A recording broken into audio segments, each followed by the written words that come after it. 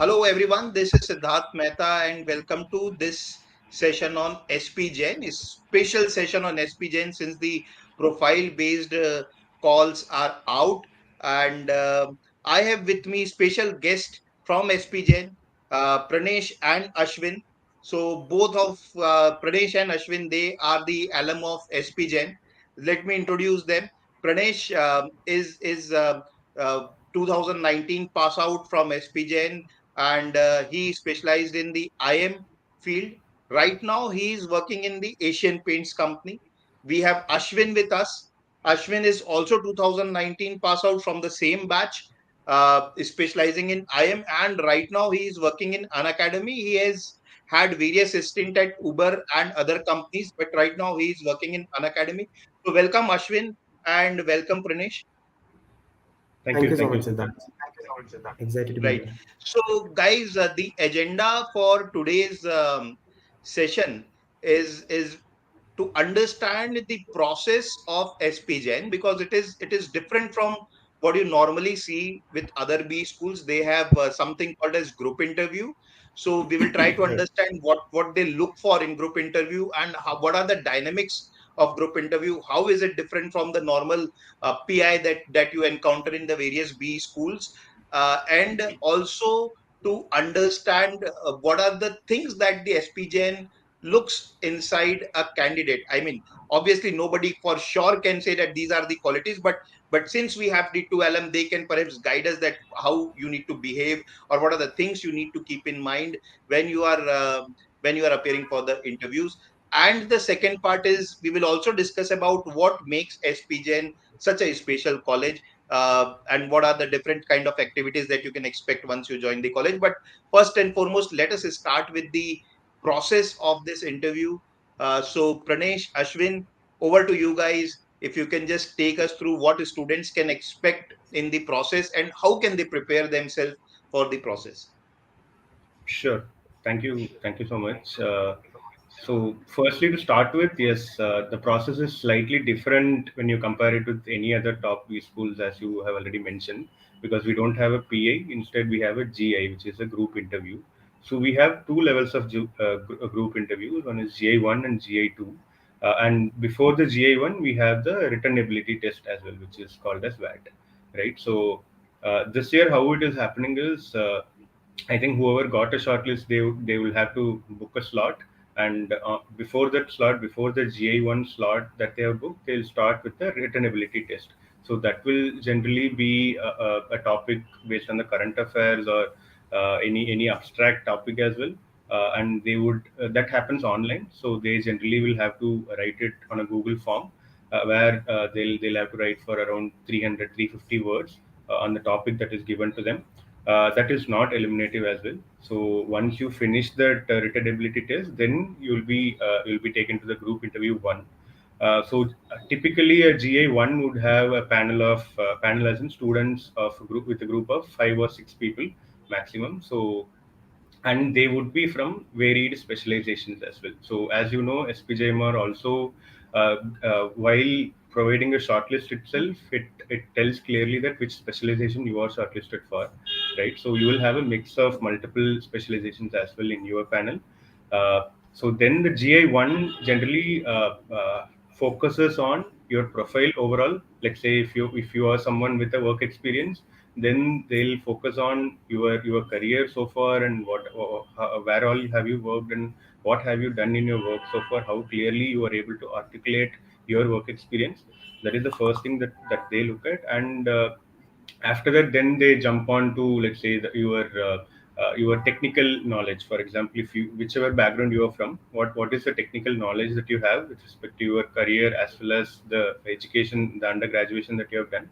And they'll also focus on your fitment to the specialization that you have opted for. How well do you fit to your specialization? Based on that, they'll ask you some questions. And finally, they'll focus on the current affairs as well, on what is happening currently in the world. Let's say if you are from a tech background, then what are the latest happenings in technology? So they'll generally touch upon those things. Ashwin, you'd like to add? Yeah, I think Danish has covered most of it. in terms of the profile, right, what they really look for is your well-roundedness, right? What I mean by that is how consistently have you been performing right from school, college, your work experience, if you have any, and your positions of responsibility, right?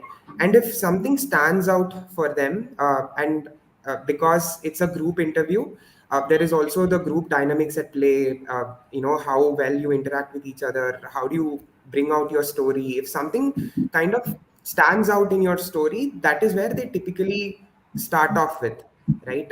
It could be an achievement of yours in college or in work, something different that you've done, and that is typically where the interview starts off. And then they take turns going around the panel of students, and then they kind of move on to the technical fitment, where they try and understand why you want to take up this specialization. They try and test the intent of the student, whether she or he has enough clarity on why they want to choose the specialization.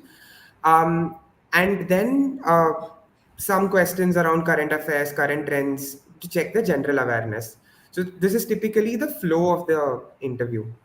And just to summarize, right, and kind of going back to the initial point of why a group interview versus a personal interview, I think it is slightly different, because see, with personal interviews you are well prepared and you are in kind of control of your situation. You know what you're going to talk about. But with the group interview, you also have the aspect of something surprising coming to your head, because there are four the conversation goes differently than what you expect, and it is important to understand how you react to it, and that is also an important aspect of the group interview. Just to add on to what Ashwin said, one important aspect why they are calling it a group interview and not a group discussion, because many other colleges have group discussions first, followed by a PA, right? So they want to have a group interview because obviously, just like a personal interview, they want every one of you to have that airtime where you will interact with the panel.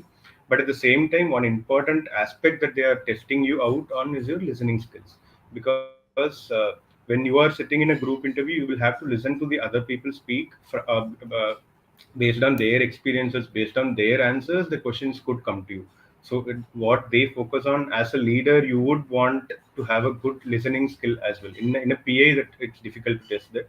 So that's another aspect. And one last point that I would like to touch upon in this entire process is the form that the students generally fill, right? Because SPJIMR has a very detailed form with a lot of questions. So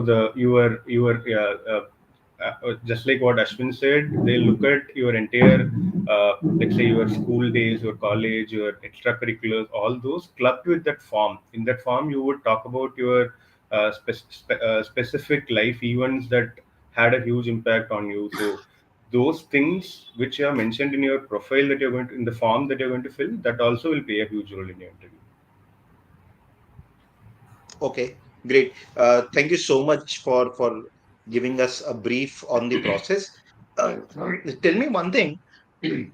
So when there are four students who sit, right, in the interview, the group comprise of four students, I believe, or is the number Yeah, varies? ideally, it could be 4, 5, 6 in that range. Four, five, six. So is there any logic behind how they select these four, five, six people? Are they from, for example, all those who opted for finance, they are in the one group, or it's an eclectic group of the students? No, so they try and bring No. in a diversity as much as they can. That also kind of helps them to get varied perspectives on a particular topic that they are discussing, or the questions that they are asking. So they try and ensure that there is a mix of students across the specialization. Uh, and I mean, I just wanted to add that I was part of the admissions committee in my year. So I've kind of seen this process happening closely. They ensure that there is no homogeneous group of people, and so that kind of brings the best experience for the students as well as the panelists as part of the group interview, right? So more often than not, you will find all four specializations as part of the group interview.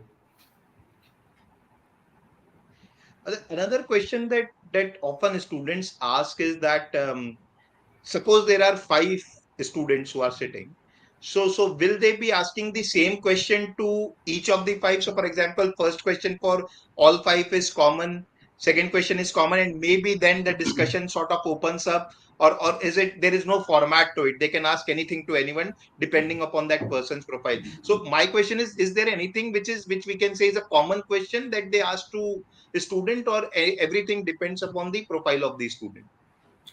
No, so it depends on the panelists as well, the panel of teachers and alumni who would be sitting there. So that would obviously tell me something about yourself would be one common question that they'll ask across everyone who is sitting in the panel. But in addition to that, some teachers, some faculties, they try to change this GI into a small GD. For example, they'll tell out a topic and then they'll ask everyone to brainstorm on that particular topic and tell each of their views. The only way how it is different from GD is in a GD, it sometimes turns out to be like a fish market where everyone is fighting for their chances. But in GI, it'll be moderated, and since there are only 5 or 6 people, so it will not be that noisy, and everyone gets their turn to voice out their opinions as well. So it will be a mix and match of both to answer your question. Some questions would be pointed at certain students depending on their profile, but there will also be some questions that will be common across the floor where anyone they'll also test on who is going to grab the opportunity first in answering it, right? So all those things also they'll try to analyze. So it some questions are like that whosoever wants to speak first can speak. Right. Okay, so those who are listening, there is a lot of variety, and nothing can be said as for sure that this will happen. So from what I understand, group dynamics play very important part. And as I think Ashwin said, or Pranesh said, someone said that listening ability is very important, because all the time you have to be present there mentally that what other person is speaking. I believe they can cross question you on that. Is that what they you can expect? Yeah, that sometimes happen as well. For example, if someone had answered just finished answering a question, then they'll ask the other person to build on top of it. So that Oh, happens as well. okay. Acha, one more So thing, SPJN is known for asking some uh, ethical, or put in front of the student some ethical situational based cases, I must say. So is it a common phenomena that happens in every interview, or is it something which is frequent but not necessary that it will be there in the interview? So maybe I'll take this question first. So the aim or the objective of SPJIMR is that there is Western education with Eastern ethos, right? This is something which they've designed in terms of the course as well. And so in terms of ethics, it might not be not necessarily in group interview 1, but in group interview 2, where they kind of test the personality as well as the values that a person holds. These kind of questions are very common. In cases, we have also seen this coming in group interview 1, but more often than not, it is there in group interview 2, right? And because they are looking for a holistic sort of an education and a well-rounded personality, uh, ethics or value-based questions are asked, but there is no right answer to it. It could very well be your viewpoint versus an opposing viewpoint, and it is not necessary that you have to necessarily agree with a particular value that they are trying to test out. It is just to understand what sort of a person you are, right? So do not be pressurized to say yes to any sort of question that like this could be the right answer. There is no such thing.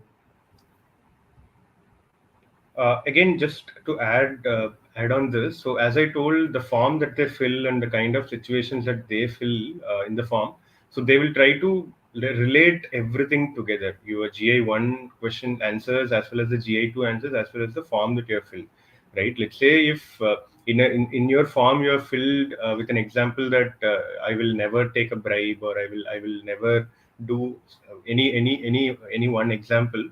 And in the GI2, let's say if hypothetically if such situation is given, and if your answer is contradicting with what you have written in the profile in the form, then that's a big red flag. right? Which means you are not consistent and you're not being true to yourself. So that is why, right, starting from the form fill throughout the interview, especially in GI2. So GI1, as I told, it would primarily it'll be revolving around your profile and your background. But in GI2, they would look at you as a person, as a human being, right? So it is always better to be true to yourself, and so that there'll not be any inconsistencies across your answers. Great. Thank you. Yeah, there is one question. If Hmm. any one of you can take, I have been shortlisted for PGDM BM. How is the process different for that? Sure. So I'll take that. So PGDM PM. So that is a new specialized. It's not exactly specialization, but a new course or a program that has been introduced this year, which means 22-24 is the first batch that will be graduating from PGDM BM. So the batch strength currently is around 60 people. So we are yet to see how their placements happen. I mean, proceeds, and how are they going. The first batch of PGDM BM students are still in their first year right now, right? So I'll talk about the process, that how is it different from the normal PGDM process. So as the students must have already known, when they were filling the form itself, they'll ask whether their preference, which is either PGDM or PGDM BM, right? PGDM comprises of all four major specializations, which is IM, finance, marketing, and supply chain, right? And the second option is PGDM BM. So BM is basically business management, which is it is nothing but a general management course. Let's say if someone is interested in doing a general management and they don't want to do a specific specialization, then they can choose PGDM BM as their first specialization. Sorry, first preference, right? And the second preference would be PGDM. So the interview process, the GI1, uh, let's say if someone is shortlisted for both PGDM as well as PGDM BM, then they'll have two different GI1s. Okay, one for PGDM and one for PGDM BM, right? So depending on whether they get shortlisted at least in one of them, or some people might get shortlisted in both, then they'll have one common GI2. So historically, let's say in our batch, the interview process, how it used to be was, we used to have GI1 in the morning. Immediately in the afternoon, we used to have our GI2s, and then the results will be announced later, let's say a month later or 2 months later.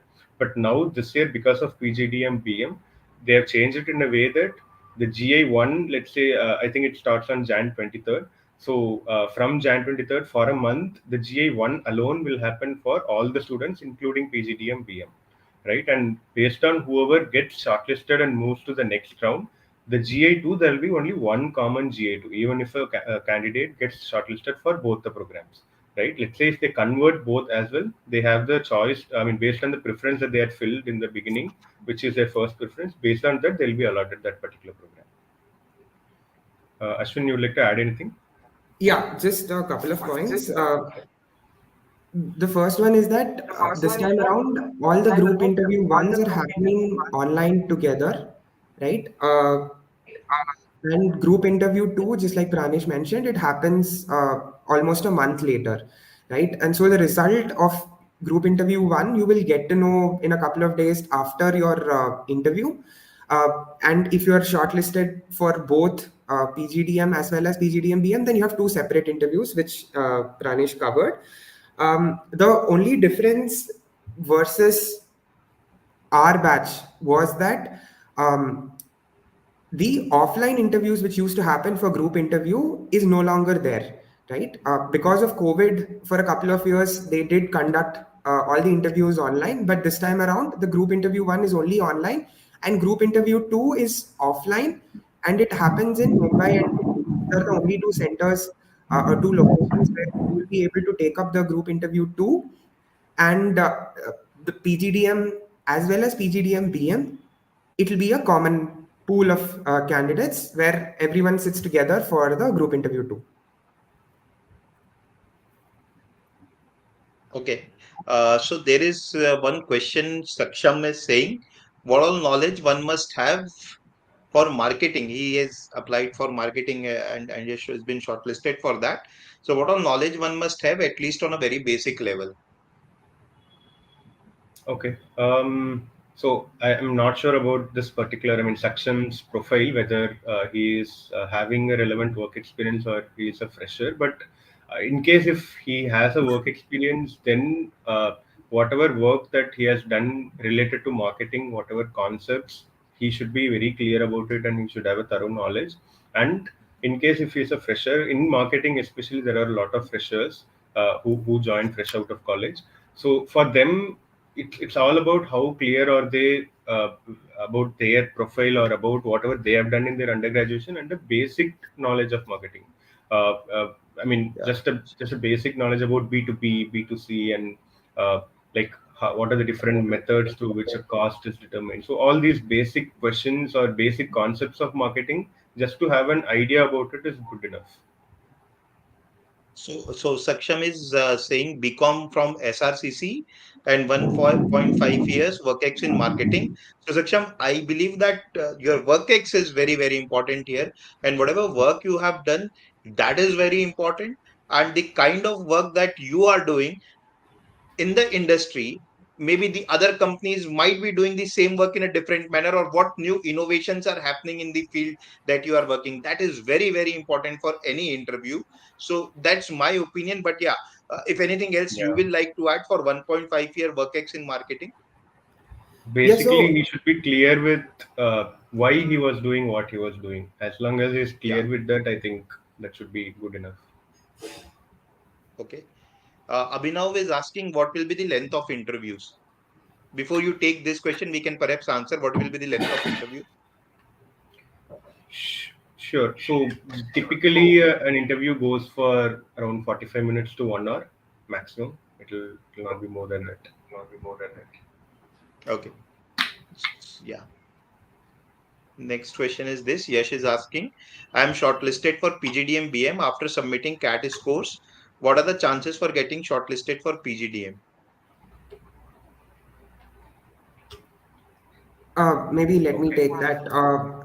So the chances of shortlisting is all a relative thing, right? Like there is no absolute way of determining uh, what or how what is the chance of you getting shortlisted. Because we are talking about a profile-based shortlist, and as long as you meet the eligibility criteria, then it just depends on the ranking or the scores at the end of the group interviews, right? So it is again a kind of specialization specific thing that again you are not being compared to someone from a different specialization. So the top 60 students from your specialization, depending on their weightage of your profile, the marks that you get as well as the group interview scores, it is more like a stack rank, and depending on what your overall score is, that determines your chances. Like I don't think we'll be able to give you a very specific answer on what your chances are. I think Ashwin, what he is asking is that he has been perhaps shortlisted for PGDM BM on based of profile, on the basis of his profile, but he is asking for some other courses if he can get on the basis of CAT score of 99.40. Understood. So this is the score-based shortlist. So in Yeah. that case, see, anything above a 98.5 to about 99, you have a good chance, provided all the other criteria are met. So if you're scoring 99.4, then you have a very good chance of getting a shortlist, in my opinion. Pranesh, if you want to add something. Yeah. Yeah, I agree with you, Ashwin. I don't really have a different view on that. Okay. So next question. Yeah. Does CAT score come into play during profile-based calls? Okay, so let me take that. So no, once you are shortlisted, so that's the best thing about SP according to me, because they look at you at a overall level and see what you have done so far in your life, and it doesn't really just focus on the CAT score alone.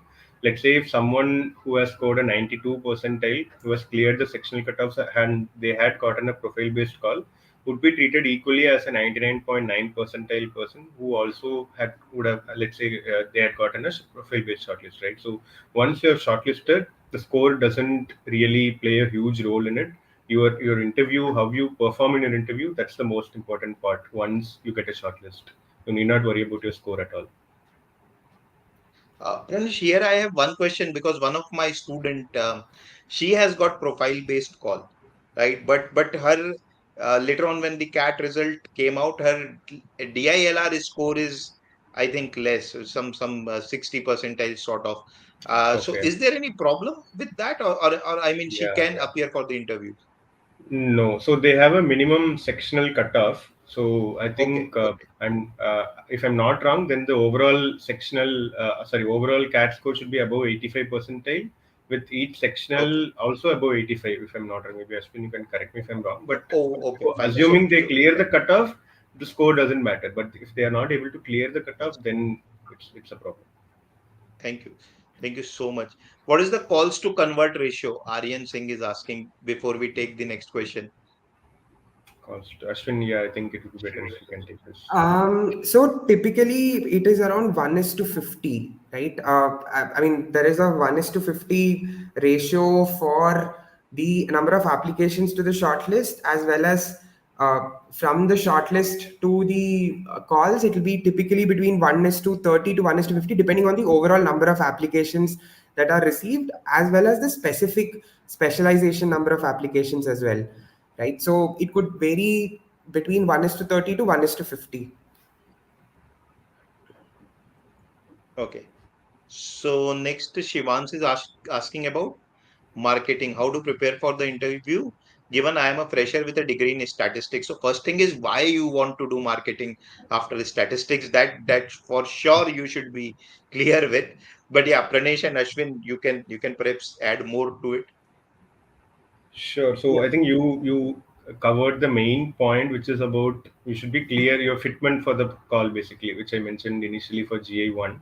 So they would definitely ask. I mean, he can definitely expect questions on why marketing and why not something else and why MBA itself, right? So that clarity should be there on what is his long-term goal and where is he planning to, or how is he planning to make his career look like, right? So that is important. And since he doesn't really have a background in marketing, they'll not really expect a lot of technical answers from him with respect to marketing. But a basic, let's say, if obviously since his first preference is marketing, which means maybe he likes marketing or he's able to understand marketing Okay. quickly, then he should be able to express it through that. For example, let's say had he read a book about marketing, then whatever he had read, he should be clear about, right? Or if he had done something in his college project or something where he started liking marketing, then he should be able to explain what he had done, not just in a layman terms, but in a marketing term, right? In the technical language on why did he start liking marketing based on whatever he had done in his life. So that would be important.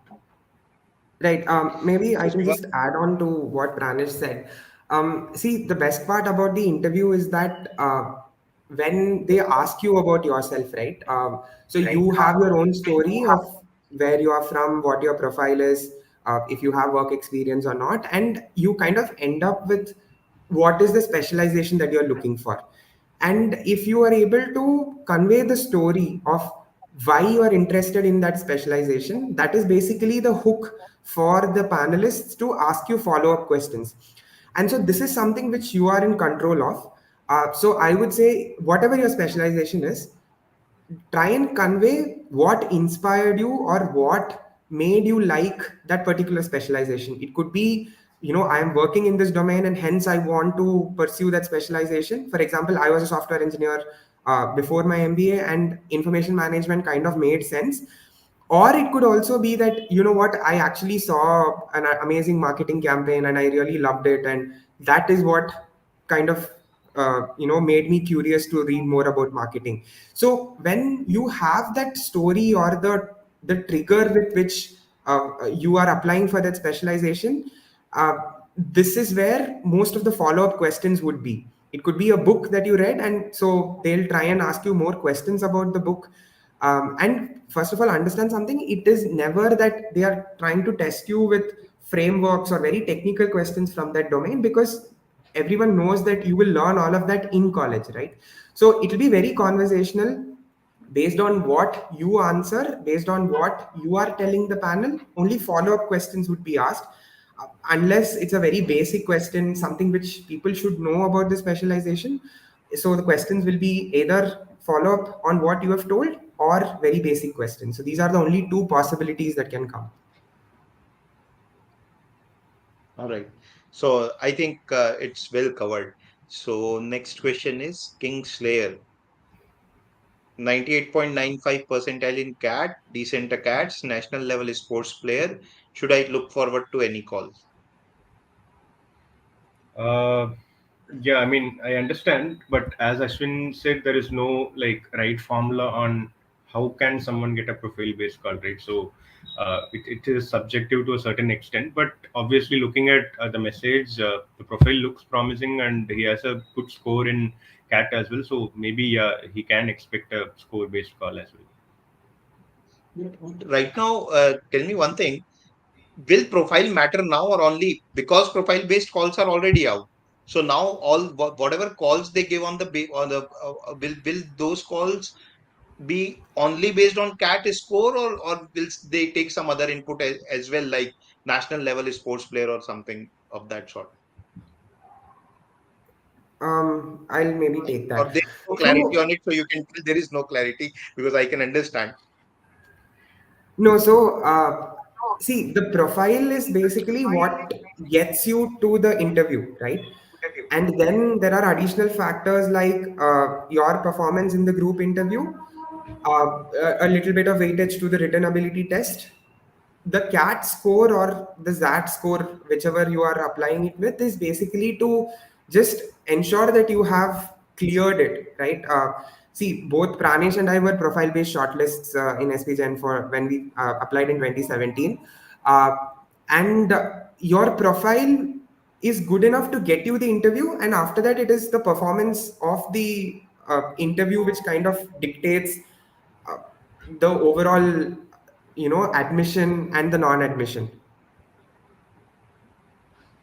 But yeah, I think your question was also on after this profile-based call is out, when the second shortlist comes in, how Yeah, important is the profile, right? Or do they look at only the CAT score, yeah, yeah. right? So no, even there the profile matters because SPJIMR as an institute it respects that person as a whole, what they've done so far, and not just this particular examination aid, because that's why they accept the CAT as well as that, and the I think even GMAT they accept. So that is why they are not restricting themselves to just one exam. So they want to, just like if you're applying to any foreign university, your GRE or GMAT score would just be one of the criteria, right? The overall profile and how you are going to apply, all those things matter. So yeah, similarly here also, So even for the King, score based call, profile matters to a certain extent. so Kingslayer, you have a fair chance. That means because profile will matter even now, and you have a decent CAT score. So fingers crossed. Prakhar Yeah. is asking, should we book an interview slot at the start or choose later slots? Okay. Ashwin, do you want to take this? No, I mean, it's just up to you. It doesn't really make a difference whether you go first or not, because given that it's a group interview, you are not able to determine who your panel is, the other students are.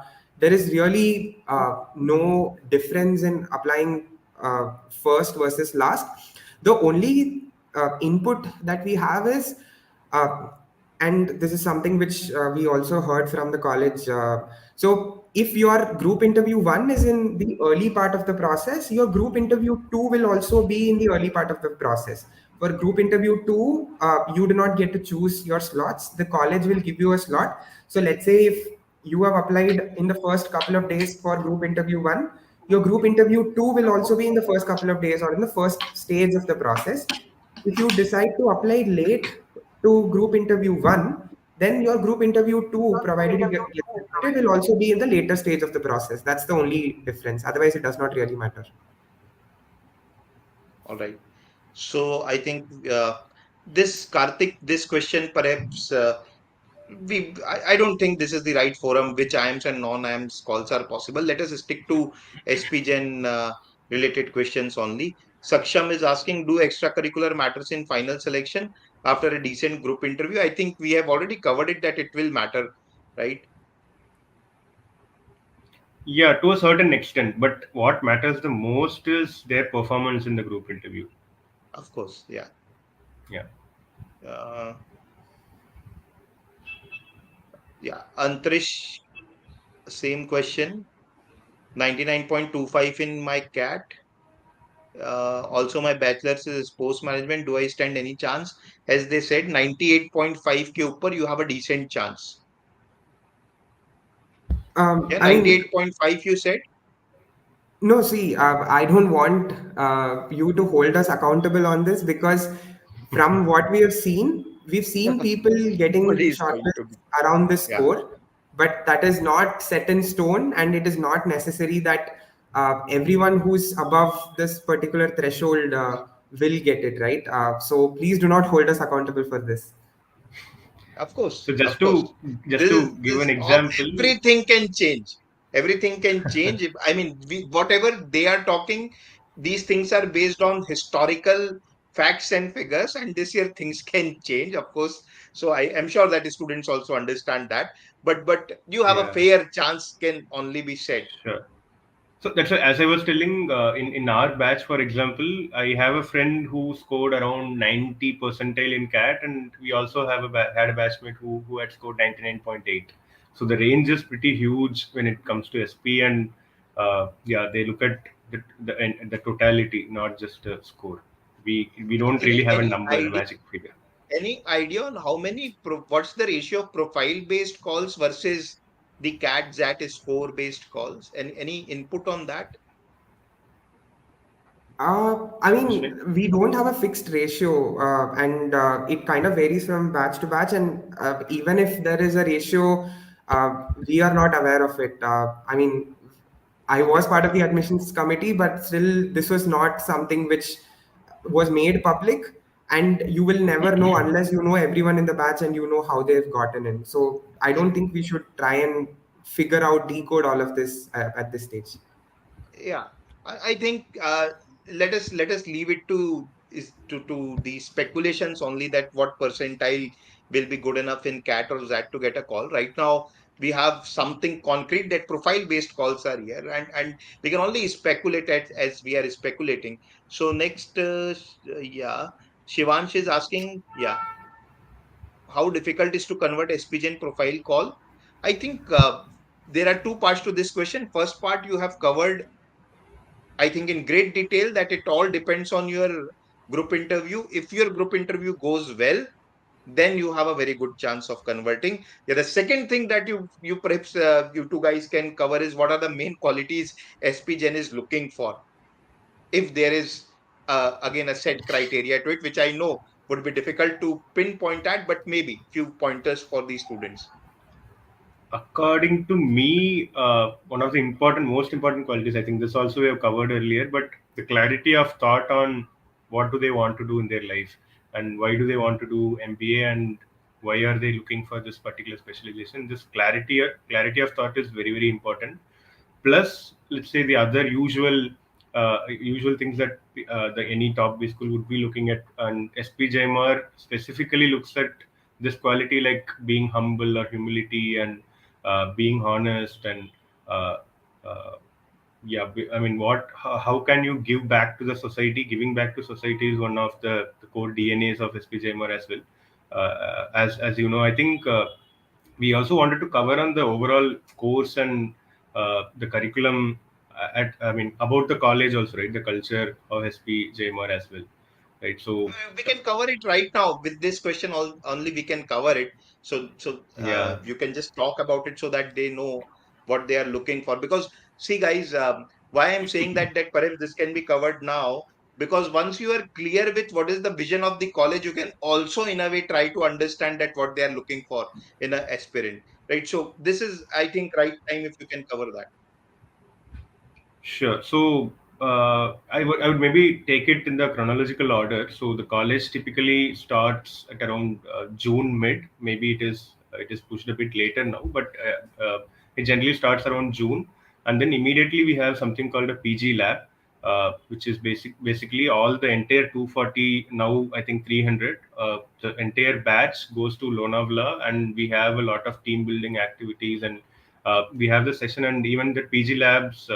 It is called Me to We, where we go as an individual, and then we come back with a bunch of people. I mean, we make a lot of friends, we make new relationships. So that is how it works. So that PG lab is again one unique thing that happens at SP, where the entire batch is taken out for 3 days or 4 days in Lonavala.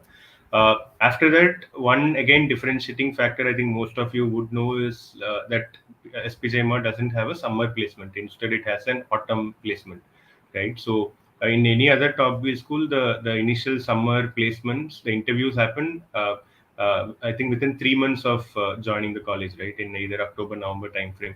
But at SP, we believe that the first year, as when you enter the college, you should first learn whatever is meant to be learned in your MBA, and that is why the first year you don't have any corporate interviews.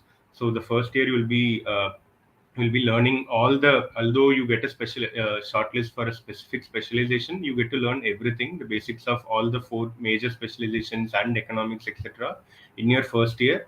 And towards the end of first year, while the other B school students go for corporate internships, SP students generally go for the DOCC, which is basically a social internship, where every one student, each and every student would be mapped to a specific NGO across the country, and some people get a chance to travel to other country, for example Nepal or South America also, where they have tie up with certain NGOs, where they go and understand the problem that they are facing and how can we help them, right? Because at the end of the day, the way they look at it is, the world is full of unstructured problems, so how can we help them put a structure to it, and how can we address it, right? So that is the whole the meaning behind this corporate the social internship. And I think SP was the first college to start it, and we have been doing it since quite some time. So this is what I wanted to talk about when I spoke about giving back to the society. That's been the DNA of our college, right? So this is also something we look at.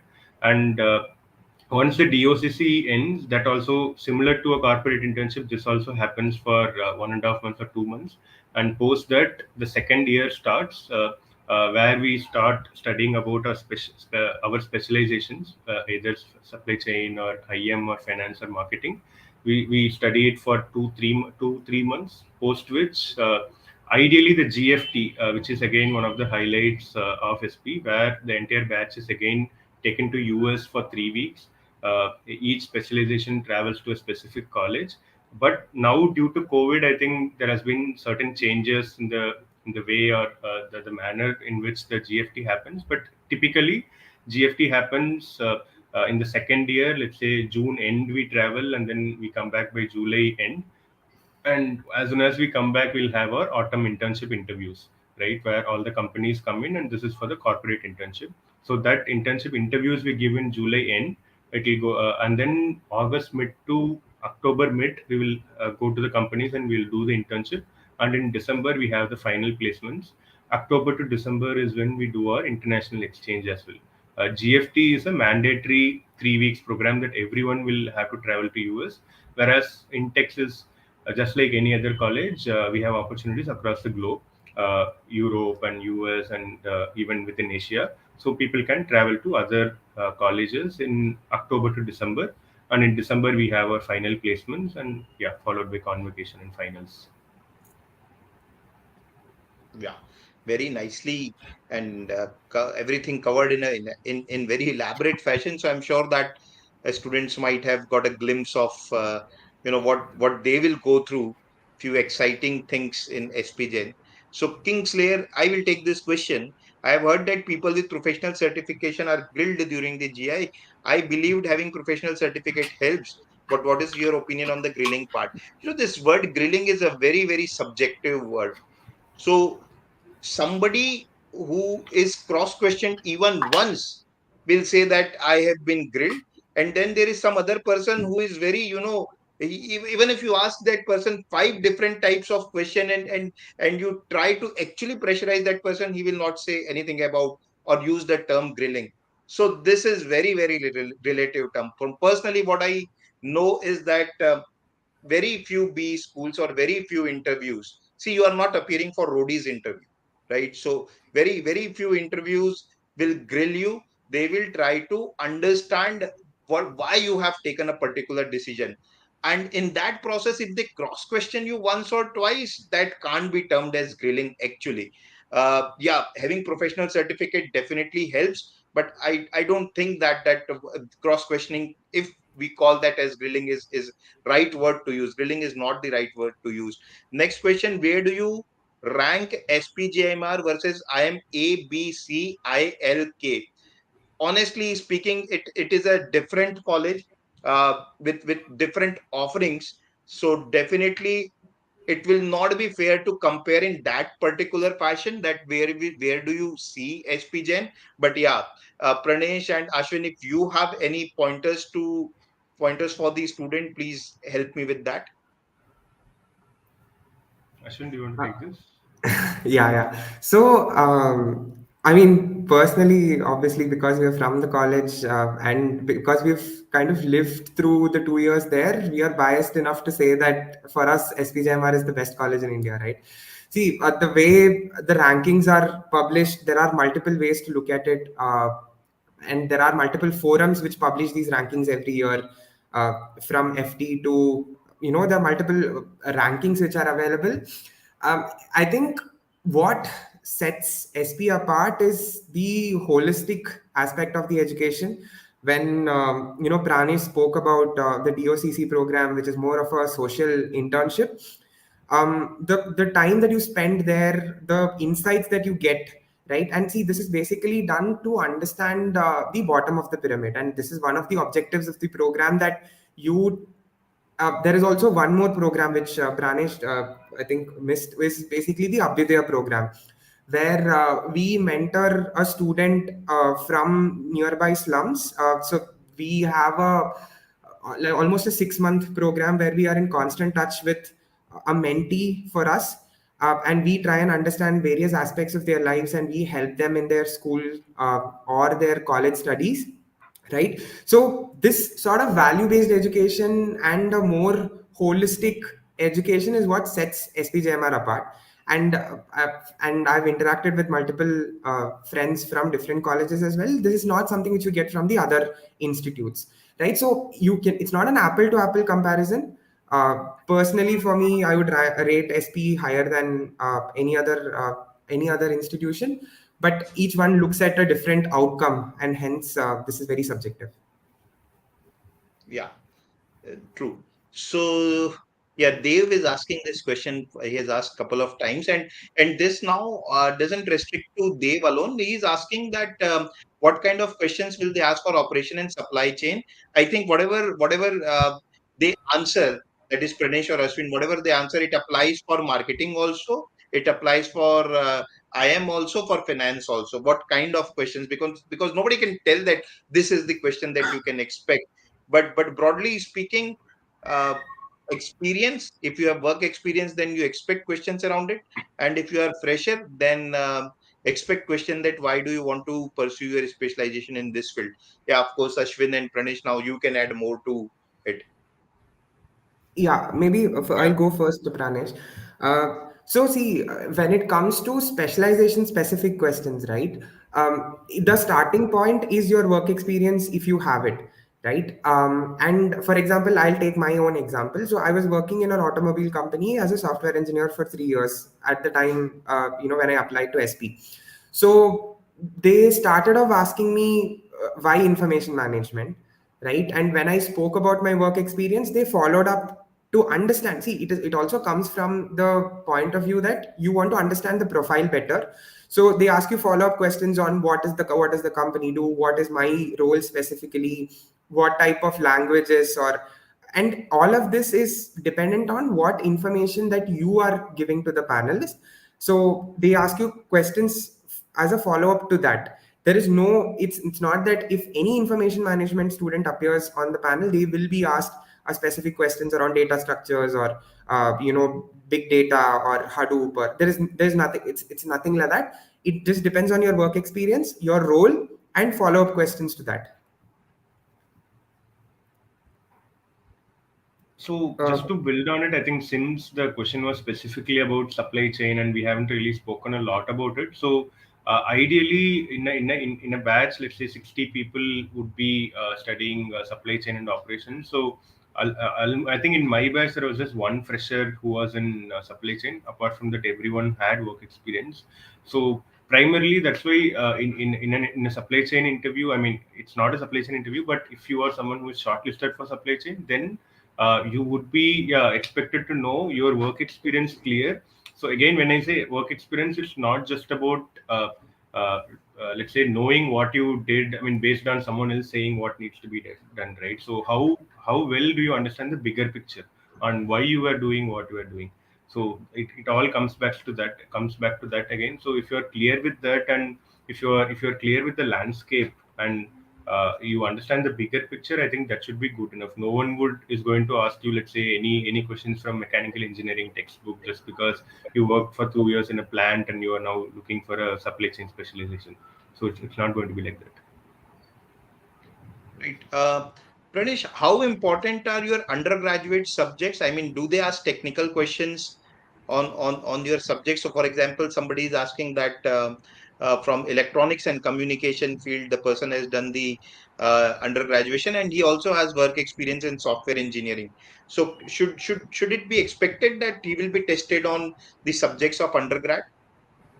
No, not at all, I would say. Again, see, undergrad subjects, firstly, the faculties themselves would not be interested in getting into the details of the subjects that they studied in undergrad, right? So, see, from the competitive exam that they've written, they're clear that they have a decent skills in everything, like verbal, I mean, communication, as well as whatever quantitative skills that they have, as well as logical, right? That sets as the basic benchmark that is expected.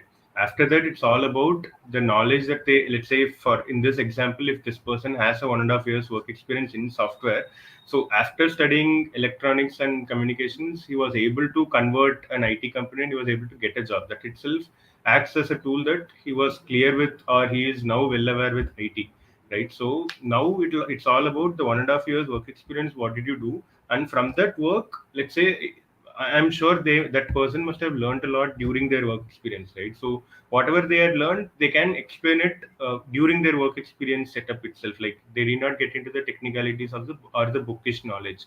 That's not really needed, and they'll not really get into the details of it for sure.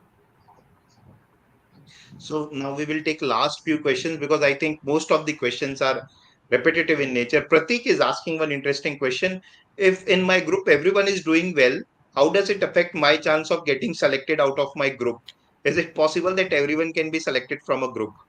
Yeah, I'll take this. I actually wanted to emphasize on this. I missed this. So, in my personal case, when I appeared for GA1, we were six of us, and four of us were from IM. I mean, got an IM call, and a couple of them were from, I think, one from finance and one from marketing. So, during our interview, all of us felt that none of us did well, and we were not able to answer a couple of questions. So, we were very low on confidence.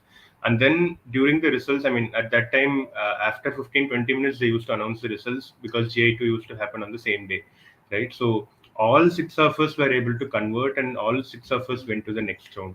And contradictingly, in the other group where one of my friends had appeared in the for the GA1, so all six of them were eliminated as well. So that's why when you are appearing in a group interview, you are not just being compared with the other members in the group. You are being compared, or you are being seen as how fit you are to the overall 240 people or 300 people. So the group you sit doesn't matter at all. In fact, if everyone does well, then it will push you to do even better. So it will work in your favor. Right. Uh, Prakhar is asking if he can connect with you on LinkedIn. So I don't Yeah, think that they will mind it. The yeah, only thing is yeah. that if you can share your, the LinkedIn uh, address or by what name they can find you. Sure. I mean, you can search with my full name, Pranesh Anantharaman. You will be able to. I'm not sure if I can comment. Otherwise, I would be able to Uh, provide the link as well. Pranesh Anantraman. Okay, yeah. Yeah. You can just try connecting Prakhar if you wish. Right. So I think we have covered almost all the questions. Few questions are repetitive. What about BM interviews? Nishtha, we have already covered that in quite this question in detail. So you can perhaps watch this recording, and you will be knowing what to expect in the BM interviews. Anything else that Pranesh, you or Ashwin, you want to add here? Yeah, maybe I'll go first, Ranesh. So, see, one important thing for you to remember during the interviews is that you be as authentic as possible, right? The panelists that are there, they've been in the admissions process for several years, and while we discussed what qualities are they looking for, uh, Pranesh briefly touched upon aspects of empathy and giving back to the society. People realize that if there are answers around this, there is a good chance of converting. But the faculty and the panelists are, well informed enough to differentiate whether you're being authentic or if the story is kind of made up, etc. Right? So it is important to be yourself. Uh, if it is okay if you do not have an answer to a question, it is okay if you do not know an answer to a question as well, right? It is more important to be true to yourself rather than trying to be someone else and you saying an answer in group interview one, and if let's say if it gets tested in group interview two, and in this case it happens a month later, right? So if there is a contradictory answer, then you are kind of flagged for being inconsistent, right? So being authentic is the first point.